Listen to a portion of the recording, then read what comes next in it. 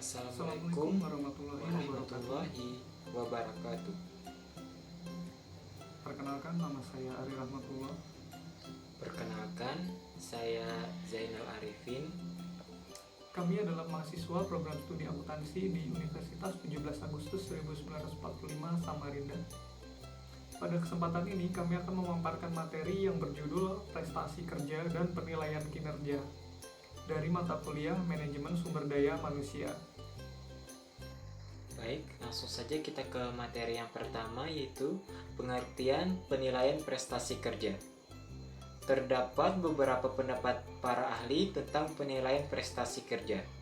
Pertama, menurut Andrew F. Sekolah, penilaian adalah suatu proses mengestimasi atau menetapkan nilai, penampilan, kualitas, atau status dari beberapa objek, orang, atau benda. Yang kedua, menurut Dale Yoder, penilaian prestasi kerja merupakan prosedur yang formal dilakukan di dalam organisasi untuk mengevaluasi pegawai dan sumbangan serta kepentingan pegawai.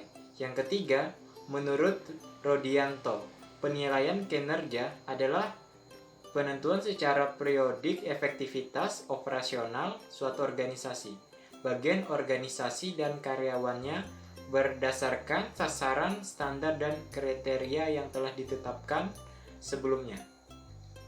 Dari sejumlah pengertian mengenai penilaian prestasi kerja, kami menyimpulkan bahwa penilaian prestasi kerja merupakan sebuah proses formal untuk melakukan peninjauan ulang dan evaluasi prestasi kerja seseorang secara periodik. Dapat diartikan juga penilaian prestasi adalah suatu analisa yang adil dan jujur tentang nilai karyawan bagi organisasi. Selanjutnya, pentingnya penilaian prestasi kerja.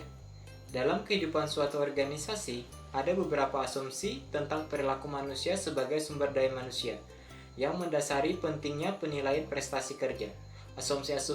Asumsi-asumsi tersebut antara lain sebagai berikut. Yang pertama, setiap orang ingin memiliki peluang untuk mengembangkan kemampuan kerjanya atau prestasinya sampai tingkat yang maksimal. Yang kedua, setiap orang ingin mendapatkan penghargaan apabila ia dinilai mampu melaksanakan tugas dengan baik. Yang ketiga, setiap orang ingin mengetahui secara pasti tangga karir yang dinaiki atau dilewatinya apabila dapat melaksanakan tugasnya dengan baik. Yang keempat, setiap orang ingin mendapatkan perlakuan yang objektif dan penilaian atas dasar prestasi kerjanya. Yang kelima, setiap orang bersedia menerima tanggung jawab yang lebih besar. Yang keenam, setiap orang pada umumnya tidak hanya melakukan kegiatan yang sifatnya rutin tanpa informasi tentang hasil kerjanya tersebut atau umpan balik atau feedback. Berdasarkan asumsi-asumsi tersebut, dapat disimpulkan bahwa penilaian prestasi kerja adalah penting dalam suatu organisasi dalam rangka pengembangan sumber daya manusia. Kegiatan ini dapat memperbaiki keputusan manajer dan memberikan umpan balik kepada karyawan tentang kegiatan mereka. Selanjutnya, penilaian prestasi kerja. Terdapat dua metode yang digunakan dalam penilaian prestasi kerja. Metode penilaian prestasi kerja berorientasikan waktu lalu dan metode penilaian prestasi kerja berorientasikan waktu yang akan datang. Metode penilaian prestasi kerja berorientasikan waktu lalu artinya penilaian prestasi kerja seorang karyawan itu dinilai berdasarkan hasil yang telah dicapai oleh karyawan selama ini. Metode yang berorientasikan masa lalu ini mempunyai kelebihan dalam hal perlakuan terhadap kerja yang telah terjadi dan sampai derajat tertentu dapat diukur. Namun demikian, metode ini juga mempunyai kelemahan, yakni prestasi kerja pada waktu yang lalu tidak dapat diubah. Metode yang dapat dipilih terdiri atas hal berikut. Yang pertama, rating scales atau skala rating. Yang kedua, critical incident. Yang ketiga, metode peninjauan lapangan. Yang keempat, tes prestasi terbaik. Yang kelima, checklist. Yang keenam, employee conversion. Metode penilaian prestasi kerja berorientasikan waktu yang akan datang. Metode ini memusatkan prestasi kerja karyawan saat ini, serta penetapan sasaran prestasi kerja di masa yang akan datang. Teknik-teknik yang dapat digunakan antara lain sebagai berikut. Pertama, penilaian diri, pendekatan manajemen. Yang ketiga, penilaian psikologis. Yang keempat, teknik pusat penilaian. Terdapat metode-metode yang lazim digunakan dan diutamakan dalam penilaian prestasi. Pertama, pemangkatan, membandingkan seorang karyawan dan menempatkannya dalam suatu urutan ke pangkat mulai dari yang terbaik sampai yang terburuk. Yang kedua, perbandingan berpasangan, suatu variasi dari metode terdahulu. Seorang karyawan dibandingkan dengan karyawan-karyawan lain dan diberi suatu pangkat berdasarkan berapa kali dia dipandang lebih baik. Yang ketiga, perbandingan orang dengan orang. Seseorang sebagai suatu keseluruhan dibandingkan dengan seorang karyawan lain sebagai suatu keseluruhan. Dalam metode ini, seorang karyawan dibandingkan faktor demi faktor dengan karyawan terbaik. Yang keempat, metode pemberian predikat. Dalam suatu tempat bekerja, diberikan predikat kepada karyawan. Ternyata tidak ada predikat kurang dan istimewa, karena semua mendapat predikat cukup. Predikat atau penilaian ini disebut metode pemberian predikat. Yang kelima, skala grafik. Pada penilaian memakai suatu skala grafik untuk menilai faktor-faktor tertentu, seperti kualitas kerja, kelayakan untuk dicapai, hasil kerja, dan lain-lain. Skala grafik ini digunakan untuk menilai sifat-sifat karyawan dan sumbangan-sumbangan karyawan. Yang keenam, daftar periksa atau checklist. Penilaian menunjukkan faktor-faktor prestasi karyawan dengan memberikan tanda cek di dalam kotak jawaban ya atau tidak bagi berbagai pernyataan yang menggambarkan perilaku pada pekerjaan. Tentu saja penilai harus kenal betul, agak kenal, atau sama sekali tidak kenal akan perilaku kerja para karyawan. Yang ketujuh, insiden kritis, mencatat pencapaian atau kegagalan karyawan. Metode ini dapat menjadi amat efektif atau tidak efektif untuk keperluan promosi, pemindahan, dan pemberhentian. Yang kedelapan, evaluasi deskriptif, mengharuskan penyedia membuat evaluasi tertulis mengenai karyawan atau pekerjaan. Bentuk ini mempunyai keterbatasan, pengukuran secara kuantitatif hampir tidak dapat dilakukan, sehingga membukakan pintu bagi pertimbangan yang objektif-subjektif oleh penyelia. Yang kesembilan, manajemen berdasarkan sasaran MBS. Metode ini menekankan sasaran-sasaran atau tujuan-tujuan yang harus dicapai oleh karyawan. Yang kesepuluh, skala penilaian yang didukung dengan perilaku. Suatu metode yang rumit dan mahal karena sistem-sistem yang berbeda-beda atau sama harus dibuat untuk sekelompok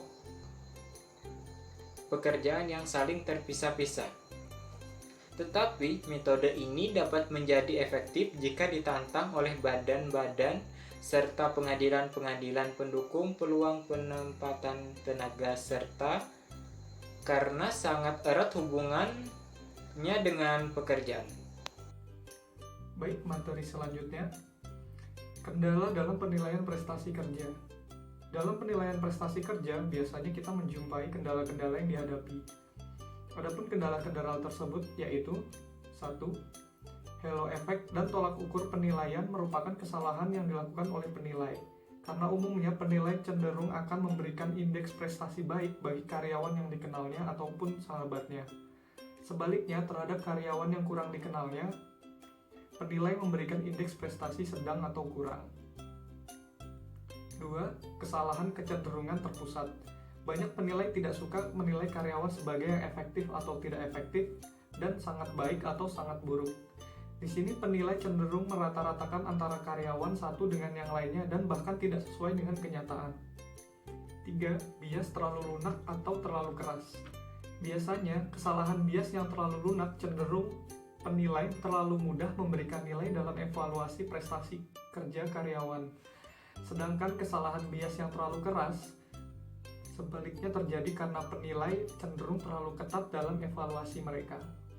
4. Prasangka pribadi bisa mengubah penilaian terhadap karyawan. Sebagai contoh, seorang atasan pria mungkin cenderung memberi penilaian yang rendah kepada karyawan wanita karena suatu hal. Adapun faktor lain yang mempengaruhi penilaian mencakup faktor senioritas, kesukuan, agama, kesamaan kelompok, dan status sosial. 5. Pengaruh kesan terakhir. Penilai cenderung lebih ingat pada kegiatan-kegiatan karyawan yang baik atau buruk apabila menggunakan ukuran-ukuran prestasi kerja yang subjektif. Selanjutnya, kegunaan penilaian prestasi kerja. Penilaian prestasi kerja dapat memperbaiki keputusan-keputusan personalia dan memberikan umpan balik kepada karyawan tentang pelaksanaan kerja mereka. Oleh karena itu, kegunaan penilaian prestasi kerja adalah sebagai berikut. 1. Perbaikan prestasi kerja. 2. Penyesuaian kompensasi. 3. Keputusan penempatan. 4. Kebutuhan latihan dan pengembangan. 5. Perencanaan dan pengembangan karir. 6. Penyimpangan proses staffing. 7. Ketidakakuratan informasional. 8. Kesalahan desain pekerjaan. 9. Kesempatan kerja yang adil. 10. Tantangan eksternal. Dan yang terakhir adalah prinsip-prinsip penilaian. Penilaian terhadap karyawan itu harus dilakukan. Penilaian ini akan memuaskan pihak yang dinilai apabila penilaian itu terasa adil. Keadilan di tempat kerja termasuk di dalam penilaian prestasi. Penilaian prestasi ada dua, yaitu keadilan distributif dan penilaian prosedural. Dari hasil penelitian diketahui bahwa keadilan distributif dalam penilaian prestasi dirasakan apabila nilai yang diperoleh terasa wajar. Sedangkan keadilan prosedural dapat dirasakan apabila pihak yang dinilai berpartisipasi dalam menentukan kriteria penilaian dan kriteria-kriteria yang digunakan untuk melakukan evaluasi. Ada komunikasi dua arah, hasil penilaian dapat dipertanggungjawabkan, penilai memahami dengan baik kinerja dari yang dinilai, faktor yang digunakan secara konsisten. Dari materi yang kami sampaikan tadi, dapat ditarik kesimpulan bahwa penilaian prestasi kerja merupakan sebuah proses formal untuk melakukan peninjauan ulang dan evaluasi prestasi kerja seseorang secara periodik. Dapat diartikan juga, penilaian prestasi adalah suatu analisa yang adil dan jujur tentang nilai karyawan bagi organisasi. Suatu ancangan yang objektif, sistematis, dan menyeluruh kepada penilaian prestasi dapat menjadi suatu alat yang berguna bagi perusahaan.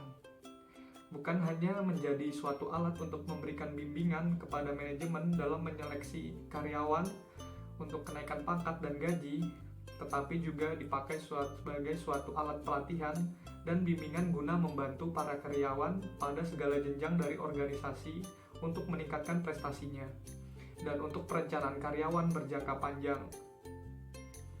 Penilaian prestasi dilakukan untuk memperoleh informasi yang berguna dalam pengambilan keputusan yang berkaitan dengan kegiatan manajemen sumber daya manusia yang lain, seperti perencanaan sumber daya manusia, penarikan dan seleksi, pengembangan sumber daya manusia, perencanaan dan pengembangan karir, program-program kompensasi, promosi, demosi, pensiun, dan pemecatan.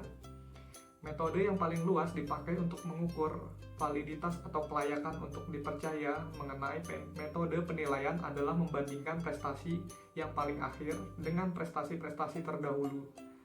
Menafsirkan penilaian prestasi merupakan langkah penting yang terakhir. Walaupun sulit, tetapi diperlukan kehati-hatian dalam menafsirkan penilaian. Sekian penjelasan materi dari kami, kurang lebihnya kami mohon maaf. Terima kasih. Wassalamualaikum warahmatullahi wabarakatuh.